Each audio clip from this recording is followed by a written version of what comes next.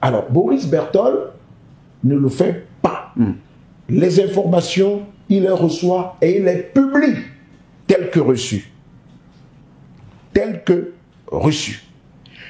Vous mettez cela dans quel registre? Ragot, rumeur La propagation de fausses nouvelles. Puisqu'on ne peut pas parler de rumeurs à partir du moment où les gens vous donnent les informations. Parce que Boris Berthold publie les informations qu'il reçoit des gens qui vivent ici. Et qui ont parfois des antécédents avec X ou bien Z, avec un chef ou bien avec un groupe de personnes. Alors des gens le manipulent. Naturellement. Et je vais vous dire, Boris Berthold fait un travail purement pécunier. C'est-à-dire qu'il prend de l'argent.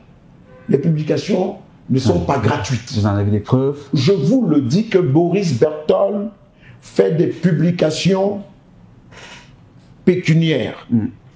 Il prend de l'argent pour faire ses publications. C'est vrai que le journaliste a le droit de vivre de son métier. Hein? Ce n'est pas un salaire. Ce n'est pas un salaire. Donc on va dire qu'il est acheté pour le faire. On achète son espace. Ce n'est pas de la publicité. S'il veut en faire, qu'il le fasse normalement.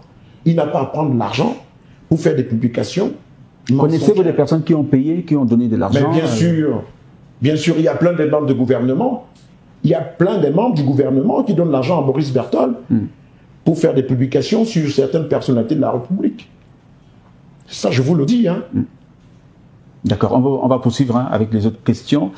Est-ce honnête de votre part, M. Martinez-Zogo, vous défendez Ngongo, que Boris Berthold dénigre, il défend Mvondo Ayolo, que vous dénigrez. Ces personnalités vous payent à tous combien pour se bouffer ainsi comme des poissons? Ça, c'est Noupto Jean de Belgique qui nous envoie cette question.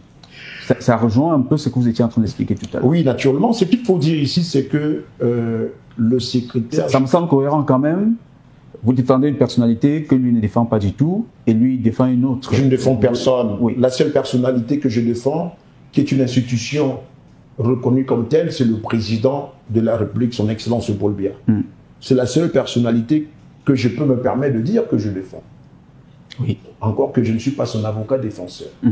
Donc, je ne fais que rétablir la vérité où le mensonge a été établi et prospère concernant le président de la République. Mais pour le cas de monsieur Ferdinand Ngongo, le secrétaire général de la présidence de la République, le ministre d'État, il faut dire ici que Boris Berthold vit de l'autre côté. Moi, je vis à Yaoundé et depuis ma naissance. Ces personnalités, je les côtoie. Ces personnalités vivent dans les mêmes quartiers que nous. Parlons de la résidence du secrétaire général de la présidence de la République, dont Boris Berthold parle. Je peux vous dire que Boris Berthold raconte des histoires. Il raconte des histoires tout simplement parce que vous avez investigué dessus certainement. Le terrain sur lequel M. Ngongo construit, il l'a acheté il y a un peu plus de 20 ans.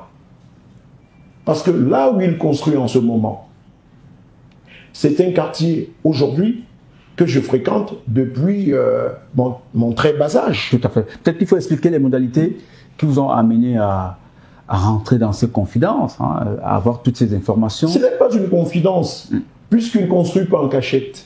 Il ne l'a pas acheté en cachette ce terrain. Il l'a acheté à une famille. C'est connu de tout.